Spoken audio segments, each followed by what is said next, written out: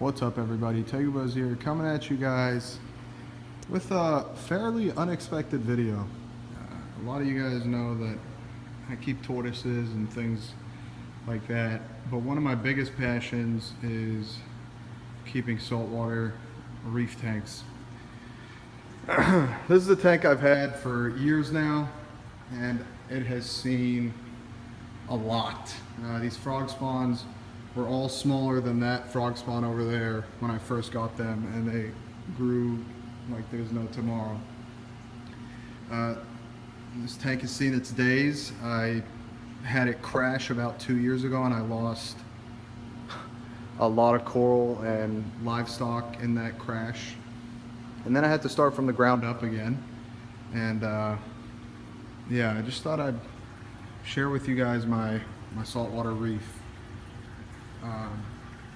That's my serpent star.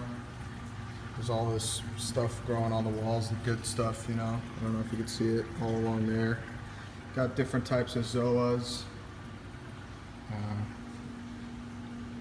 These two colonies of frog spawn are different types. That one over there is its own kind, and then all the rest of the frog spawn in here came from this mother tree.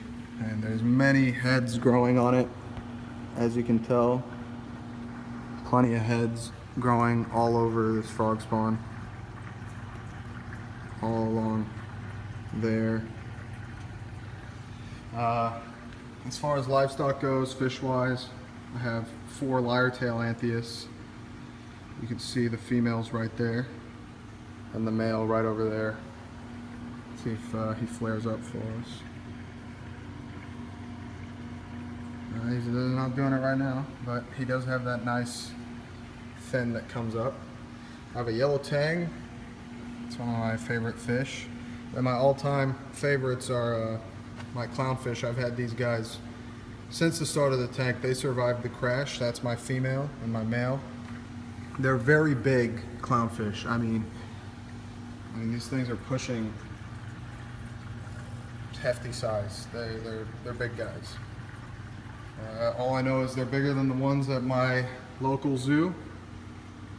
And yeah, I do have a green dragonet or mandarin, whatever they're called. I can't always remember. He's right over there. If you see him, right there. Out of focus. A mandarin goby, whatever they're called. I'm not sure. Dragonet, I don't know. More zoas. They grow everywhere.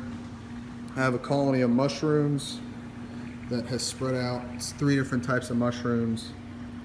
Some mushrooms up here. This one grew a bubble. I think it's going to split soon. Some zoas up there. More zoas. There's the anthias again. I have all these hitchhiker starfish in my tank. So what I'm going to do actually is take my serpent star out, because I really like that guy. And I'm going to put him in my 32-gallon BioCube that has a lightning maroon in it and an anemone. And I'm going to buy a harlequin shrimp, which are about that big, and put it in here.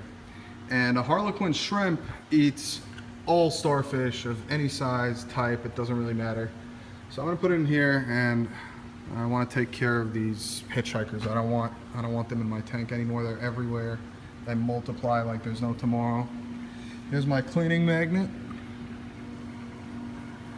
It's just, you know, and then this is my seaweed clip for my yellow tang.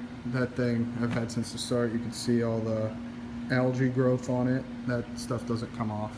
There's just some coral growing on there too, like that stuff that grows on the back wall. But yeah, you know, I usually just frag things off of this frog spawn, give it away to friends or sell it. It's really not a big deal. I love keeping this tank. There's a lot more to come for this tank. I'm just kind of take it chill, you know. I'm not trying to put a bunch of valuable stuff into this like I had before, because I lost it all at that point. But knock on wood, I have not had any problems with this tank since then. My fish are doing great. Everything eats well. The coral is growing great. I do have Kessels in this. I forgot which type, but they're like the highest type. This is a 130-gallon tank. There's A lot of live rock in here. I'd say close to, if not more than 100 pounds, just an estimate. Some big pieces. It does have an under the tank filtration system. My light went out, so I can't really show you guys, but I got a protein skimmer. My tank was serviced yesterday, so there isn't much protein being skimmed out right now. My refugium, it's filled with a lot of coral skeletons from when my tank did crash. And then the return pump thing. And then this is my reserve. I have an auto top off in it. And it just measures when the water gets too low in there and pumps water back into the system. And then I just have some spare RO water there. What else have we got here? But yeah, this is the tank. It's a good size. Thought I'd share that with you guys, seeing as I've never showed you my salt water before.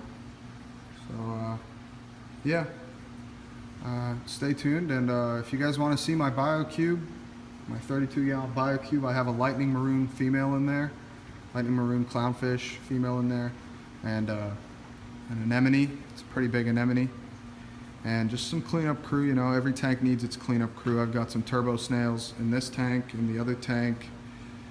Got a lot of hermit crabs, emerald crabs, peppermint shrimp, cleaner shrimp in both tanks. I plan to put coral into my BioCube soon. I just want to set it up right. I want to take the lid off. I want to buy a better light for that tank and be able to put my protein skimmer on there. And yeah, so if you guys want to see the 32-gallon BioCube, let me know. Until then, just put your thoughts down in the comments below. Let me know what you think. Take a buzz out, rate, comment, subscribe.